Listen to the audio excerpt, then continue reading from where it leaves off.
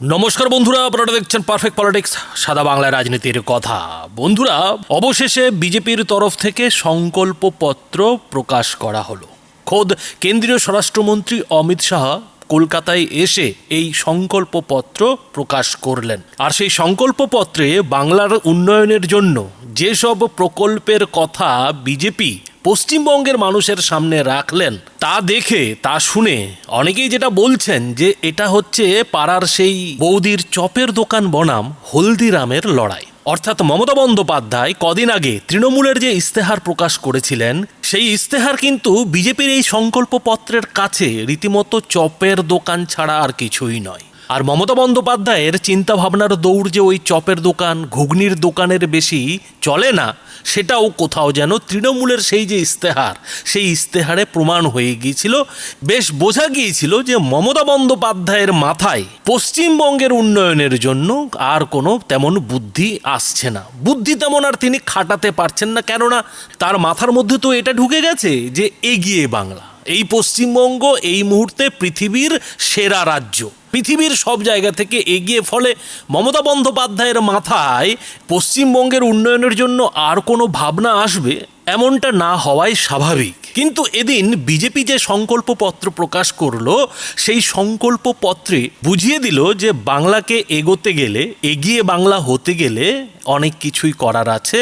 অনেক কিছু বলা ভুল হবে, সব কিছুই করার দরকার আছে। আর সেই কারণেই হয়তো বিজেপির এদিনের যে সংকল্পপত্র, সেই সংকল্পপত্রে বাংলার সমস্ত ইস্যুকেই ছুঁয়ে যাওয়া হলো। কি নেই তাতে?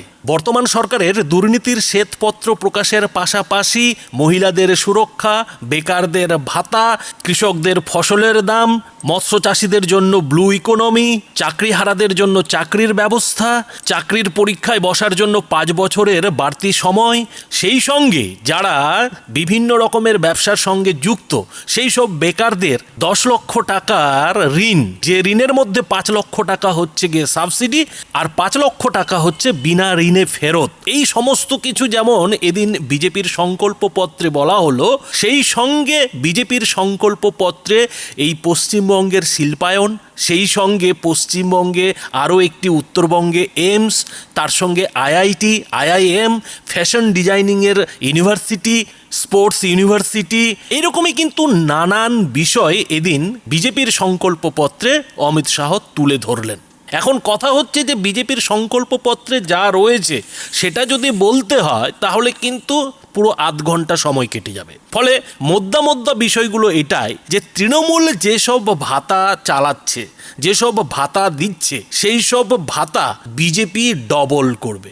পরিষ্কার ভাষায় এদিন সংকল্পপত্রে যেটা বিজেপি জানিয়ে দিল যে তৃণমূলের যেসব ভাতা চলছে, যেসব ভাতা প্রকল্প রয়েছে, সেই সব ভাতা প্রকল্পে টাকা দ্বিগুণ করা হবে। কীরকম? লক্ষ্মীর ভাণ্ডারে এখন 1,500 টাকা দেওয়া হচ্ছে, বিজেপি এলে এই টাকাটাই 3,000 টাকা করে দেওয়া হবে। তাছাড়া এই এবারের ভোটের মুখে মমতা বন্দ্যোপাধ্যায় তড়িঘড়ি করে বেকার ভাতা চালু করেছেন, সেই বেকার ভাতাও কিন্তু 1,500 টাকার বদলে 3,000 টাকা করে দেওয়া হবে। এবং সেই সঙ্গে কোনো পড়ুয়া যদি গ্র্যাজুয়েট হয়ে যান তাহলে তাকে এককালীন 15,000 টাকা দেওয়া হবে। কিসের জন্য? যাতে সে পরীক্ষার প্রস্তুতি নিতে পারে। অর্থাৎ শুধুমাত্র 1,500 টাকা 3,000 টাকা হয়ে গেল এমনটা কিন্তু না। মমতা বন্দ্যোপাধ্যায় যে টাকাটা বেকার ভাতা বলে, পড়ুয়াদের পকেট খরচা বলে চালানোর চেষ্টা করছেন, সেটাই বিজেপি যেটা বলল যে না, পকেট খরচা তো দ্বিগুণ দেওয়া হবে, সেই সঙ্গে পরীক্ষার প্রস্তুতি নেওয়ার জন্য আলাদা করে 15,000 টাকা এককালীন এই গ্র্যাজুয়েটদের দেওয়া হবে। অর্থাৎ বন্ধুরা বুঝতে পারছেন যে তৃণমূল যেখানে ভাবনাটা শেষ করেছে, মমতা বন্দ্যোপাধ্যায়ের চিন্তাভাবনা যেখানে শেষ হয়েছে, বিজেপির সংকল্পপত্র কিন্তু সেখান থেকেই শুরু হয়েছে। আর এদিনের এই সংকল্পপত্রে সবথেকে বেশি করে জোরটা দেওয়া হয়েছে অনুপ্রবেশকারীদের উপরে। অনুপ্রবেশকারীদের যে একেবারে বেছে বেছে এই রাজ্য থেকে বাইরে তুলে ফেলা হবে, বাইরে পাঠানো হবে, সেটা কিন্তু অমিত শাহ এদিন বারবার করে মনে করিয়ে দিয়েছেন। তিনি বুঝিয়ে দিয়েছেন যে পশ্চিমবঙ্গে অনুপ্রবেশ বন্ধ করা এই কারণেই দরকার যাতে দেশের অভ্যন্তরীণ সুরক্ষা সুনিশ্চিত হয়, পশ্চিমবঙ্গের মানুষের সুরক্ষা যাতে সুনিশ্চিত হয়। আর এইখানেই একটা কঠিন প্রশ্ন অমিত শাহকে এক সাংবাদিক জিজ্ঞেস করেছিলেন। আর সেই প্রশ্নটা হচ্ছে যে আপনারাও তো সেই ভাতাজীবীরই কথা বলে ফেললেন, আপনারাও তো সেই ভাতা দেওয়ারই কথা বলে ফেললেন, তাহলে কি বাঙালি নিজের পায়ে দাঁড়াবে না? আর এর উত্তর এদিন অমিত শাহ যেটা দিলেন বন্ধুরা, সেটা কিন্তু শোনার মতো।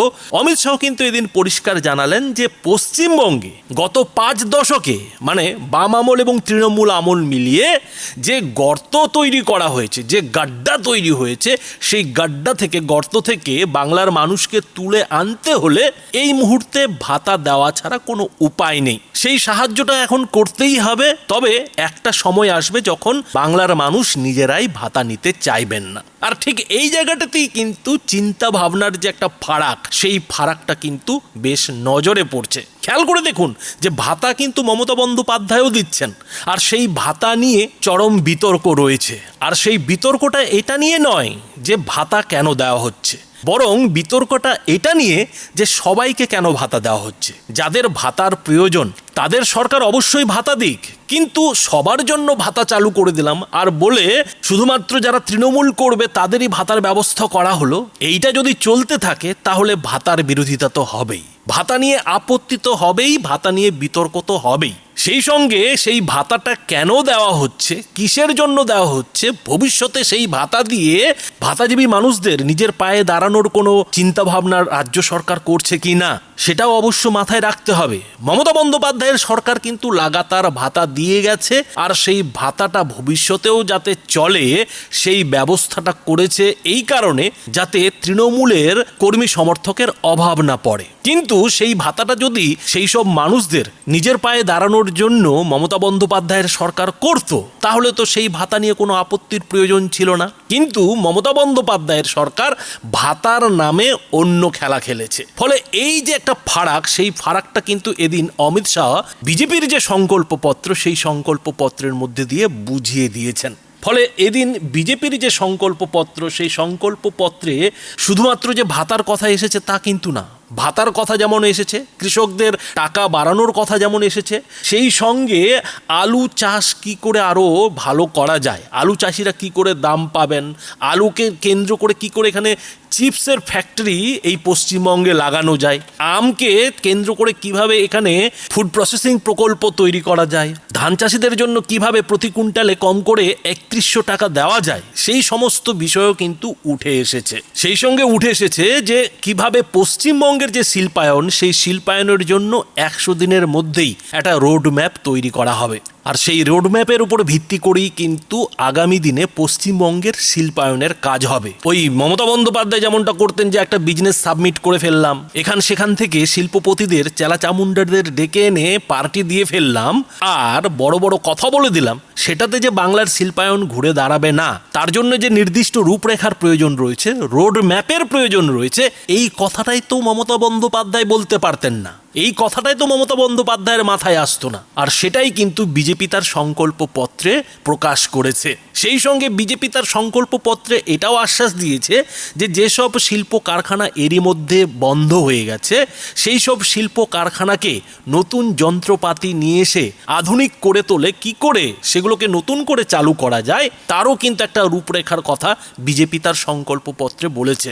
অর্থাৎ পাট শিল্প থেকে শুরু করে চা শিল্পের উপরে কি করে আরও জোর দেওয়া যায়, কি করে এই চা শিল্প কিংবা পাট শিল্পের ফ্যাক্টরিগুলোকে আধুনিকীকরণ করে সেগুলোকে বর্তমান সময়ের উপযোগী করে তুলে সেগুলো থেকে উৎপাদন বাড়িয়ে বিদেশজাত করা যায়, এইরকমই কিন্তু একটা চিন্তাভাবনা বিজেপির যে সংকল্পপত্র, সেই সংকল্পপত্রে দেখা গেছে। সেই সঙ্গে পশ্চিমবঙ্গের নারী সুরক্ষার যে সমস্যা, আইন শৃঙ্খলার যে সমস্যা, সেই সব সমস্যারও কিন্তু একটা রূপরেখা এই বিজেপির সংকল্পপত্রে দেওয়া হয়েছে।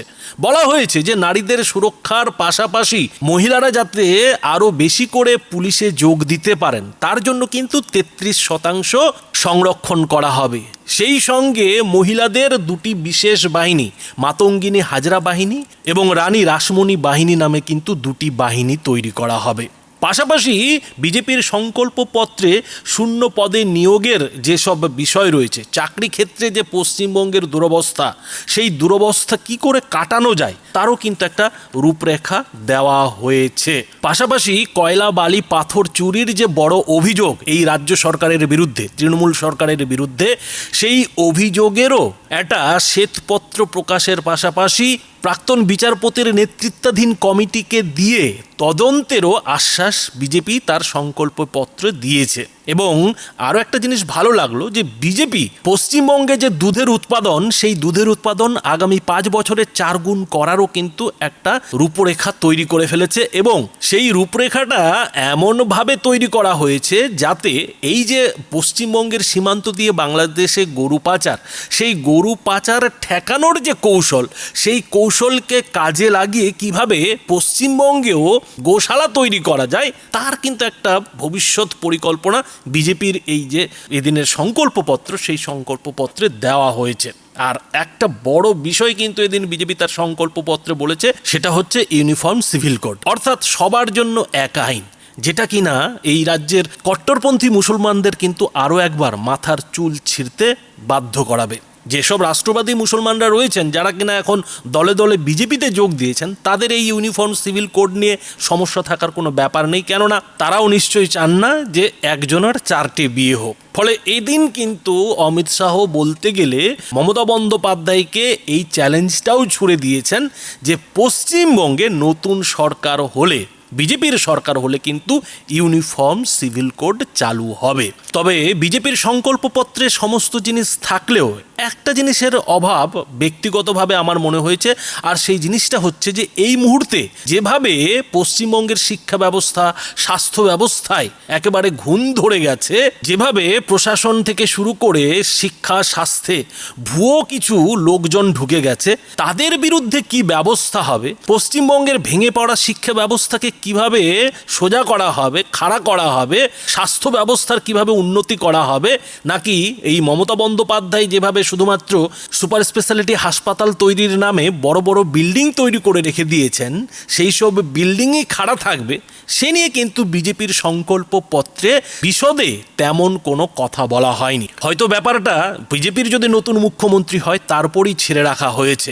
আর এই নতুন মুখ্যমন্ত্রী নিয়েও যখন এদিন অমিত শাহকে সাংবাদিকরা জিজ্ঞেস করলেন, তখন কিন্তু সেই ঘুরিয়ে ফিরিয়ে অমিত শাহ সেই উত্তরটাই দিলেন যে পশ্চিমবঙ্গের মানুষই পশ্চিমবঙ্গের মুখ্যমন্ত্রী হবেন, তিনি শিক্ষিত হবেন, তিনি নেতা হবেন, এবং সবথেকে বড় কথা, তিনি অন্যান্য রাজ্যের বিজেপি মুখ্যমন্ত্রীদের মতো কর্মঠ হবেন। এবং এই বিজেপির নতুন মুখ্যমন্ত্রী কেন্দ্রের সঙ্গে তালে তাল মিলিয়ে চলবেন। অর্থাৎ মমতা বন্দ্যোপাধ্যায়ের যে একরোখামি, একগুয়েমি কেন্দ্রের নরেন্দ্র মোদী সরকারের বিরুদ্ধে, কেন্দ্রের নরেন্দ্র মোদী সরকারকে নিয়ে, সেই একগুয়েমির দিন কিন্তু শেষ হয়ে যাবে। কেন্দ্র রাজ্য দুজনে মিলে কিন্তু পশ্চিমবঙ্গের যত রকমের সরকারি প্রকল্প চলছে, ভাতা থেকে শুরু করে 100 দিনের কাজ কিংবা প্রধানমন্ত্রী গ্রামীণ সড়ক যোজনা, সমস্ত কিছুই কিন্তু কেন্দ্র এবং রাজ্য মিলে একসঙ্গে কাজ করবে। এবং যেসব কেন্দ্রীয় প্রকল্প এতদিন মমতা বন্দ্যোপাধ্যায় মোদির জনপ্রিয়তা বেড়ে যাবে বলে পশ্চিমবঙ্গে চালু করতে দেননি, সেই সব প্রকল্প